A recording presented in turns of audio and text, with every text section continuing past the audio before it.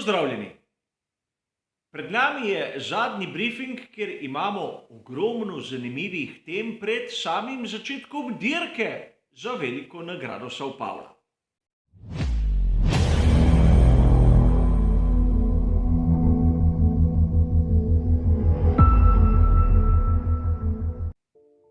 Tudi tokrat bomo našo pozornost usmerili v tiste tri glavne teme. A rezultate same sprint dirke bomo primerjali z ritmom ter na koncu bomo tudi malce skušali napovedati možne strategije. Najprej na začetku si bomo pogledali, kaj se je zgodilo v noči med petkom in soboto. Kot ste verjetno že zasledili, sta bila tako Lewis Hamilton kot Max Verstappen pod preiskavo zaradi dveh različnih zadev. Pa začnimo z Lewisom Hamiltonom. Njemu so očitali tehnično neskladnost njegovega bolida.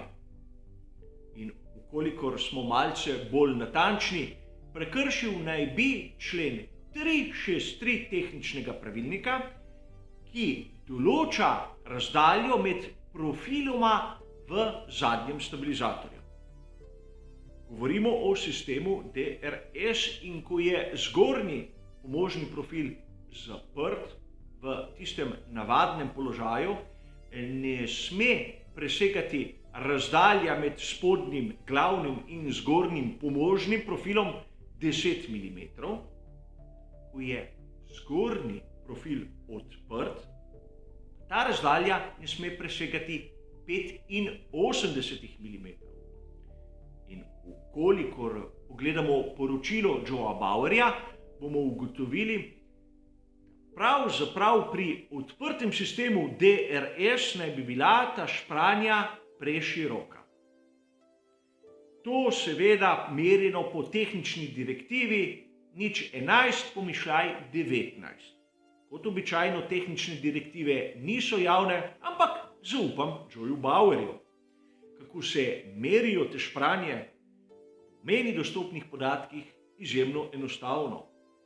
Poglejmo lahko teh nekaj fotografij iz ekipe Aston Martin, kjer vidimo šablono, ki ni nič drugega kot malce debelejša podložka pravega primera, nataknjena na priročni ročaj. In s tem mehaniki preverjajo, ali je zgornji profil pravilno nastavljen. In spomniti se moramo, da je material v Brazilijo prišel z zamudo, da so ekipe imele možnost delati pozno v noč brez kakih sankcij. Prav zaradi tega, da so do zadnjega trenutka lahko pripravile bolide. Bolidi so šli čez tehnični pregled v zadnjem trenutku, tik pred začetkom prvega prostega treninga. In pri tovarniški ekipi Mercedes je lahko prišlo do manjše napake. In prav to napako je ugotovil Joe Bauer. Posledica tega je seveda vsakomur izmed nas jasna. Lewis Hamilton je imel neskladen bolid na samih kvalifikacijah. Posledice so jasne. Izključitev iz kvalifikacij, kar pomeni, da bo sprint dirko začel iz zadnjega mesta. In to še ne pomeni, da je odslužil 5 kazenskih mest zaradi novega motorja z notranjim izgorevanjem v njegovem pogonskem sklopu. A ne smemo pozabiti na drugo napako, ki jo je napravil Max Verstappen. In ta je bila, priznam, malce nespametna. Kot vidimo na tem amaterskem posnetku, je po končanih kvalifikacijah začel od blizu gledati bolid Lewisa Hamiltona in začel se ga je dotikati. Bolidi so bili v tistem trenutku že pod režimom Parc Fermé. V režimu Parc Ferméja se lahko bolida dotaknejo tisti, ki jih FIA določi kot tehnične delegate in seveda mehaniki ekipe določenega bolida pod strogim nadzorom. Max Verstappen ni član ekipe Mercedes. Zato je bila tu očitna kršitev mednarodnega športnega kodeksa v točki 2.5.1. Kazen izjemno zanimiva. 50.000 evrov. In preden bo kdo začel z znano zgodbo, kaj pa je njim 50.000 evrov? 50.000 evrov je 50.000 evrov. Primerjajte to kazen s kaznijo za prehitro vožnjo po pit laneu in videli boste, da je presneto visoka in plačal jo bo voznik in ne ekipa. A prav tokrat, v svojem tretjem in zadnjem poizkusu, je sprint dirka dokazala svoj potencial zanimivosti. Videli smo kar nekaj prehitevanja. In največ seveda strani Lewisa Hamiltona. Začel je tam zadaj na 20. mestu ter se prebil do 5. A dirko, kot sem že omenil, bo začel iz 10. kajti prišteti mu moramo kazenska mesta zaradi novega motorja z notranjim izgorevanjem. Videli smo končno spodobno speljevanje strani Valtterija Bottasa. Bil je boljši od Maxa Verstappena. Max se je tokrat obnašal malce bolj taktično, ni tvegal ter se je zadovoljil z drugim mestom. A tisti, ki je mene osebno najbolj razveselil, je Carlos Sainz mlajši. Enkratno tretje mesto in pokazal je, da tudi znotraj Ferrarija še zdaleč se ne bo zadovoljil s tisto vlogo drugega voznika. Charles Leclerc je dobil resnega konkurenta na kvalifikacijah in tudi na dirkah. Čeprav tokrat samo na sprint dirki. A ni važno.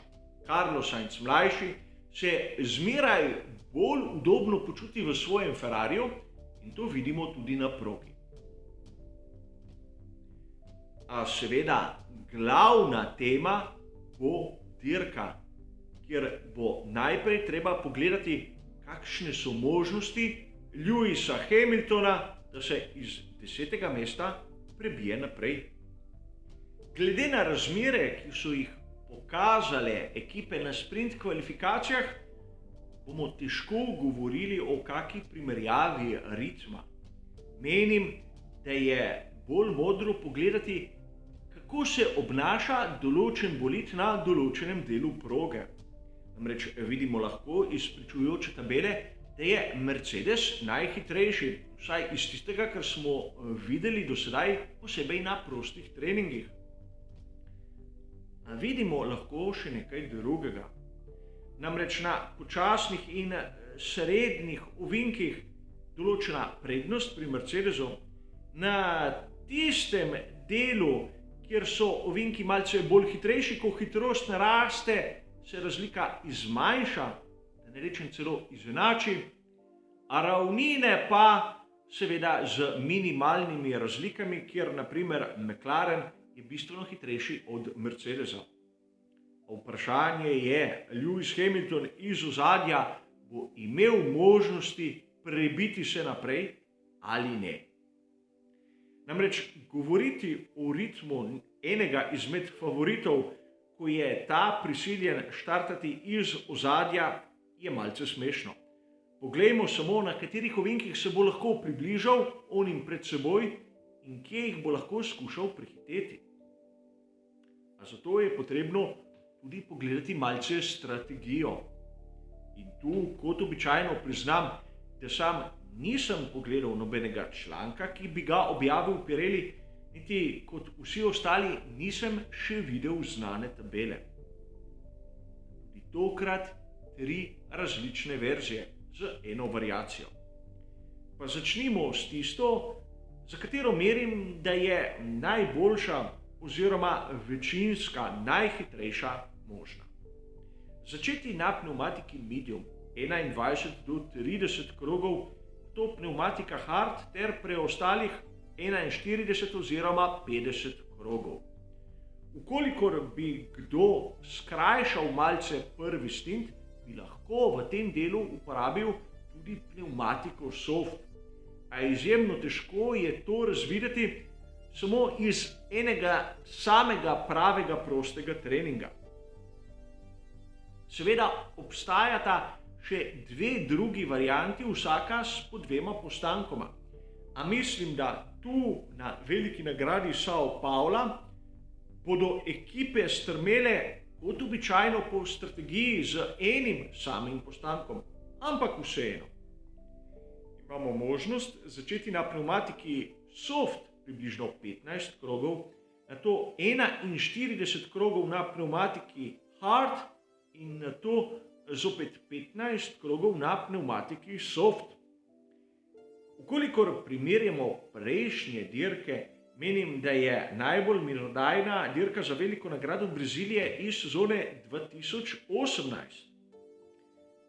Takrat smo imeli pneumatiko super soft, ki v današnjem času nima ekvivalenta.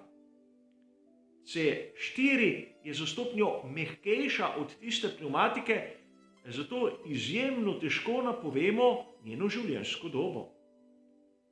V veliki nagradi Brazilije v sezoni 2019 smo pa imeli za stopnjo trše pneumatike. Zato podatki iz preteklosti nam ne dajejo neke prave oprijemljive slike. A obstaja še tretja možnost. Pneumatika soft 11 krogov, izjemno kratek in agresiven stint. In to dva dela, približno 30 krogov vsak, na pneumatiki medium. Menim, vsaj takšen je moj občutek, da bo večina ekip posegla po tisti prvi varianti.